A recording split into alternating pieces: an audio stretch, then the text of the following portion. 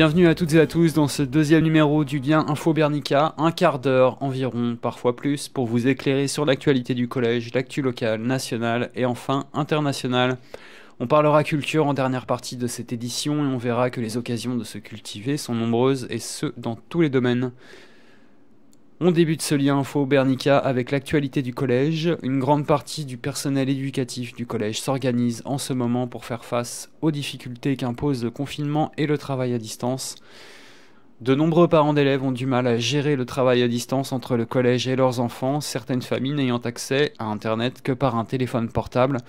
D'autres n'ont pas de quoi produire des impressions papier à la maison. D'autres parents éprouvent des difficultés à télétravailler et s'occuper de leurs enfants et on le comprend bien. D'autres s'inquiètent également de la charge de travail qui serait trop élevée. Alors, face à toutes ces questions, l'équipe éducative travaille et cherche des solutions ensemble afin que tous les élèves puissent profiter du travail à distance et ce, dans les meilleures conditions. Je crois qu'un guide va voir le jour, un guide du travail à distance, donc pour aider les parents, devrait voir le jour assez rapidement. Collège toujours, l'opération Silence on lit, c'est aussi à la maison. Nous vous proposons la version familiale de Silence on lit en instaurant chez vous avec vos enfants un rituel de lecture quotidien dans le calme. Les parents montrent l'exemple à leurs enfants en s'autorisant une pause et en prenant un livre qui leur plaît. La lecture devient une activité plaisir, un moment de partage. Comment faire ? Eh bien c'est simple, tous les jours, une fois par jour, se mettre au calme pendant 15 à 30 minutes et lire un livre. C'est simple, mais pour que ça fonctionne sur la durée, il est important de suivre les 5 règles de Silence on lit. Règle numéro 1, quotidienneté. Chaque jour à la même heure, chez soi, pendant 15 à 30 minutes. Règle numéro 2, le silence. On coupe tout ce qui peut faire du bruit ou qui peut distraire. Ordinateur, tablette, téléphone. On trouve un endroit confortable et on y reste pendant toute la durée de la lecture. Règle numéro 3, participation de tous. Il est important que les enfants voient leurs parents lire des livres. Règle numéro 4, des livres uniquement. L'idée, c'est d'éviter le zapping et de favoriser la concentration sur la durée. Donc on met de côté les journaux, les magazines et la lecture sur écran, bien entendu. Numéro 5, pour terminer, évidemment, lecture plaisir. On lit ce que l'on veut, ce qui nous fait plaisir, ce qui nous permet de nous évader durant ce temps de lecture. Ce n'est pas un exercice scolaire, ni une évaluation, ni un contrôle. Silence on lit, ce n'est pas qu'au collège, donc on peut l'appliquer à la maison. Et c'est ce qu'on vous invite à faire. On va passer à l'actu locale, et si vous avez des difficultés à vous approvisionner en produits frais de qualité, n'hésitez pas à passer par le circuit de distribution locale bio. Il existe de nombreux points de relais dans toutes les régions de l'île, d'ailleurs les demandes sont nombreuses en ce moment. Comme chez La Ruche qui dit oui, ce réseau d'entreprises qui organise des ventes directes entre les producteurs et les consommateurs au travers de paniers précommandés. Selon Céline Mofras, la coordinatrice des 10 ruches de la Réunion, l'activité a plus que doublé depuis le début du confinement. Habituellement, on est à 60-70 paniers par semaine, et là j'en ai 160 pour demain, confie-t-elle. Alors je cite La Ruche qui dit oui, mais ils sont nombreux à proposer ce type de livraison. Il n'y a pas que La Ruche qui dit oui, bien évidemment. Vous faites une petite recherche sur Internet et vous allez trouver de bonnes adresses assez rapidement. Je vous dis, il y en a à peu près dans tous les coins de l'île. Moi qui suis sur Saint-Pierre, on trouve sur Saint-Joseph, on se fait livrer donc des fruits bio. Et ça marche très bien et c'est pas très cher non plus. On continue avec les actualités nationales. Déclaration des revenus décalés en raison de l'épidémie de coronavirus qui touche la France. Le gouvernement a décidé de repousser la déclaration d'une semaine. Elle se fera donc à partir du 20 avril au lieu du 9 avril initialement. À La Réunion, la date limite de déclaration en ligne s'étalera du 4 au 11 juin, plus précisément 11 juin à 23h59. Voilà, c'est très précis. De plus, les personnes qui effectuent leur déclaration sur papier pourront les déposer jusqu'au 12 juin, soit un mois de plus qu'initialement prévu.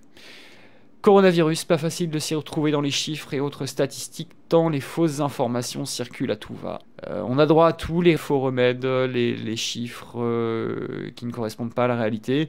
Donc pour aider celles et ceux qui rechercheraient des chiffres solides et fiables, voici le seul site, on vous le rappelle, le seul site fiable à l'heure actuelle, c'est celui de l'OMS, l'Organisation mondiale de la santé.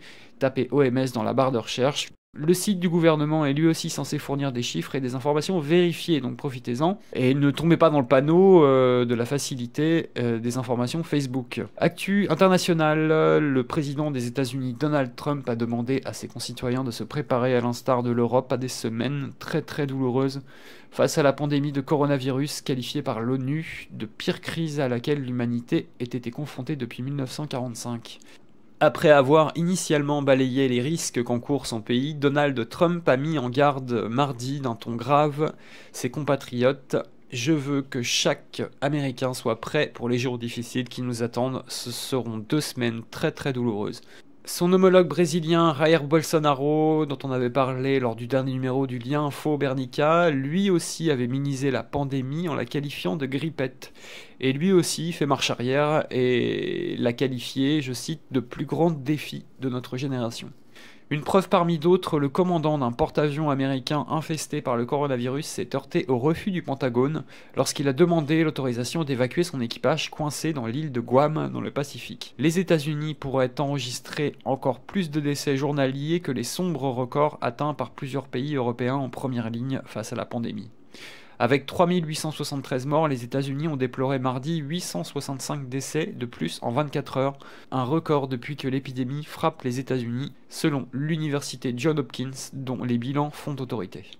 En Italie, pays qui enregistre le plus grand nombre de décès, plus de 12 400 en un peu plus d'un mois, le confinement commence à produire des résultats encourageants après 3 semaines. Mais la péninsule a encore compté 837 nouveaux morts en 24 heures, et a observé une minute de silence devant toutes ces mairies, en souvenir des victimes du coronavirus et en hommage aux professionnels de la santé.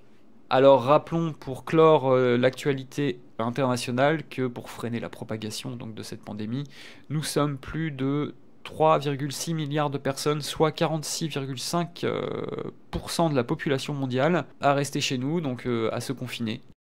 On souffle un peu, on essaie de se détendre avec des choses un peu plus légères.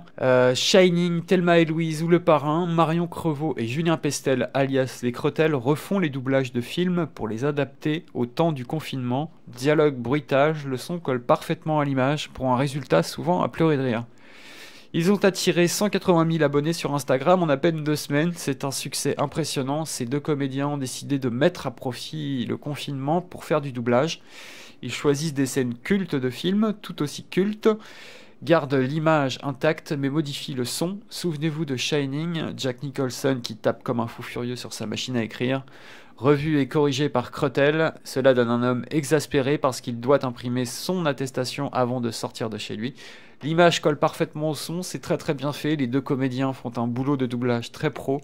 Chaque respiration, chaque bruitage, chaque réplique est parfaitement en place. À retrouver donc en tapant les Creutels, C-R-E-U-S-T-E-L, les Creutels, dans la barre de recherche de votre navigateur.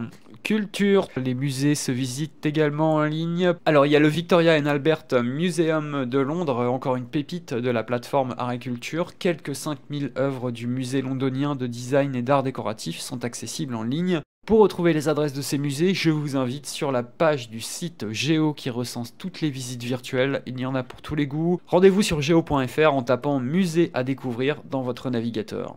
Les archives, elles aussi, ouvrent leurs portes virtuelles. C'est le cas de Sonuma, S-O-N-U-M-A, l'équivalent belge de l'INA, qui propose en accès libre sur sa plateforme 250 épisodes sur les 418 produits entre 85 et 2002 de l'émission Striptease. Alors si vous ne connaissez pas Striptease, c'est une émission qui suit des gens dans leur quotidien en fait. Bon, les détracteurs de l'émission disent que c'est un peu l'ancêtre de la télé-réalité.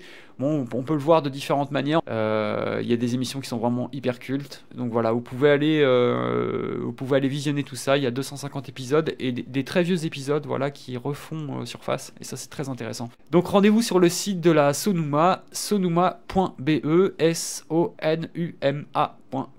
Pour terminer, c'est mon coup de cœur. N'hésitez pas à jeter un œil également, un œil attentif sur gallica.bnf.fr. Ce site est tout bonnement incroyable puisqu'on peut y trouver des documents numérisés sur toutes sortes de thématiques, peintures, livres, archives de journaux et même de la musique de vieux 78 tours.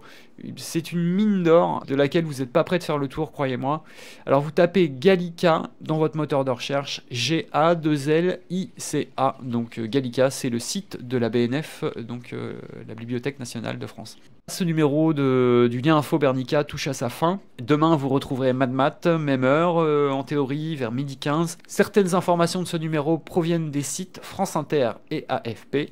Prenez soin de vous, à très vite. En ce qui me concerne, je vous retrouve lundi midi. On se quitte en musique avec ce titre de 1994, injustement oublié. Je vous l'offre, Frank Black, le leader des Pixies, avec le titre Edge sur Radio ACB.